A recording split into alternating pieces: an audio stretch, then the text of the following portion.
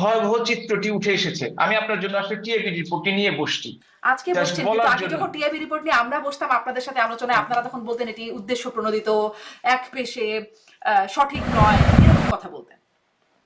আমি আবার একই কথায় আসি। আমরা যদি তর্কের খাতিরগুলি দোষ করে থাকি, সেই দোষের জন্যই তো আমাদের আজকে দেশ ছাড়তে হয়েছে, ক্ষমতা ছাড়তে হয়েছে। তাহলে একই দোষ যদি তারা করে থাকে, তারা কিভাবে ক্ষমতায় থাকে? সেই প্রশ্নের উত্তর আমাকে দেন। আমরা তো বলছি যে আমরা ধোয়া তুলসীর পাতা না, আপনারা তো 15 বছর কিন্তু ছিলেন, সেই কেবল 1 বছর। সেই জন্য তো সেই সেই ও তার মানে তাদেরকে, আমরা 15 বছর থাকার জন্য তাদেরকে 15 বছর এই আমাদের যে অন্যায়গুলো আপনারা বলেন, সেই অন্যায়গুলো আরো বেশি করে করার সুযোগ দিতে হবে, এটাই তো বলতে না না, চাচ্ছেন। মোটেও সুযোগ দিতে হবে বলছি না, মানে আপনি সেটাই বলতে 15 চাচ্ছেন যে বছরে ক্ষুব্ধ হয়ে আপনাদের এই পরিণতি হয়েছে।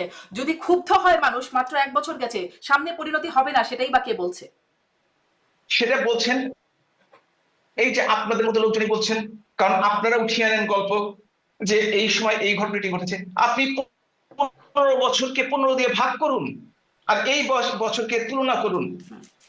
আমি 2023 সালের একটি ঘটনা আপনাকে বলেছি যে বাংলাদেশে মব লিঞ্চিং এ, মব ভায়োলেন্সে 51 জন মারা গেছে 2023।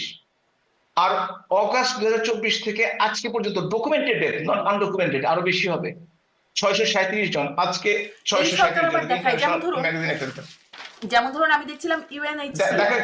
Sorry, HRW, human